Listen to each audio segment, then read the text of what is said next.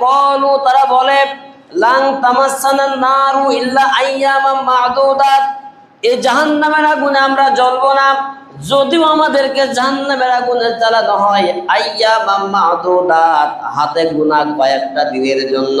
এটা হতে পারে 7 দিন বা 40 দিন, তার বেশি না। কারণ আমরা নবীদের উত্তরসূরি। ইহুদিরা মনে করত আমরা হলাম মুসা নবীর উত্তরসূরি।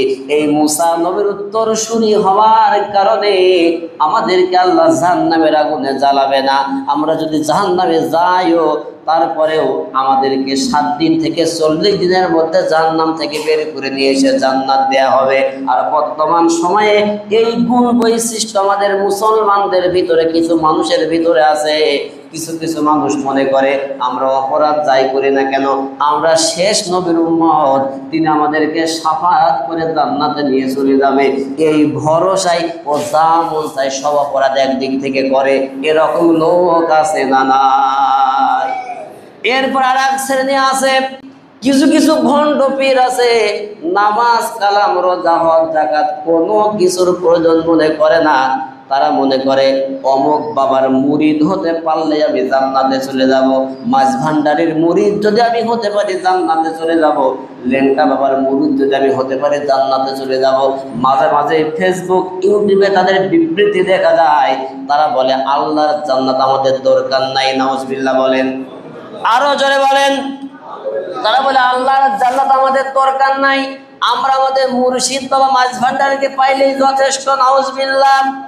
এই যে চিন্তা চেতনা তাদের ভিতরে কাজ করেছে, তারা মনে করে আমার মাছ ভান্ডারি বাবা আছে, আমার লেংটা বাবা আছে, এরাই আমাদেরকে জান্নাতে নিয়ে চলে যাবে।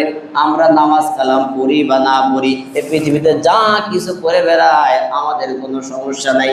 ঠিক ওই ইহুদি জাতির মতো ইহুদিরা মনে করতো আমরা যেহেতু মুসা নবীর উত্তরসূরি, নবীর বংশধর, আমাদের কোনো গুনাহ থাকবে না, আমরা কখনো জাহান্নামে জ্বলবো না।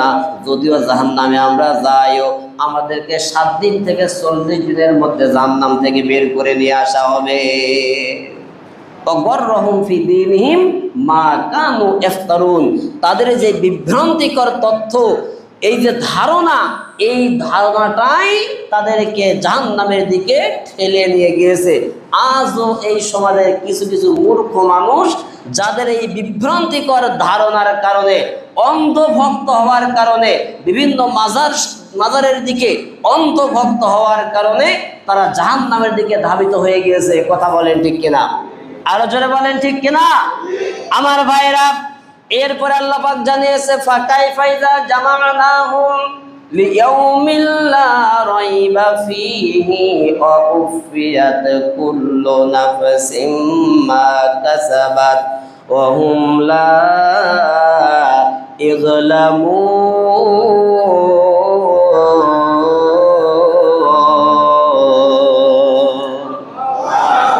সূরা আলে ইমরান 25 নম্বর আয়াতে কারিমা আল্লাহ পাক জানিয়েছে ফাকাইফা ইযা জামা'নাহুম, অতঃপর ইযা জামা'নাহুম, যখন তাদেরকে আমি জমা করব আমার সামনে, লিয়াউমিল লা রাইবা ফীহি, যেই দিবস সম্পর্কে কোনো সন্দেহ নাই।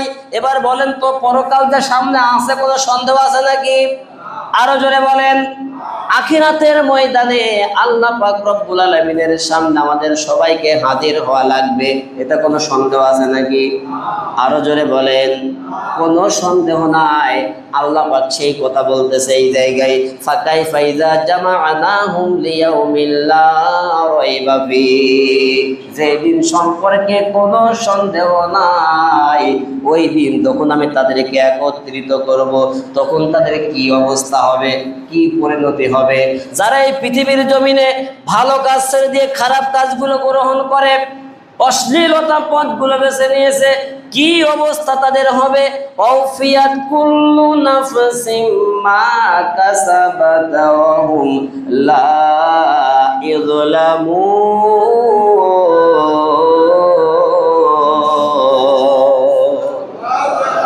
ওই দিন তাদের যা কিছু কর্ম আছে প্রত্যেক ব্যক্তির কৃত কর্মকে আমি পরিপূর্ণভাবে দান করব। অহুম লা ইজলামুন, কারোর উপরে বিন্দু মাত্রও জুলুম করা হবে না। অর্থাৎ যে যতটুকু পাপের ভার নিয়ে অথবা নেকের পাল্লা নিয়ে কিয়ামতের মাঠে উপস্থিত হবে, তার ততটুকু প্রতিদান আল্লাহ পাক অবশ্যই দান করবে। এক বিন্দু জাররা পরিমাণও আল্লাহ কারোর জন্য কম বেশি করবে না।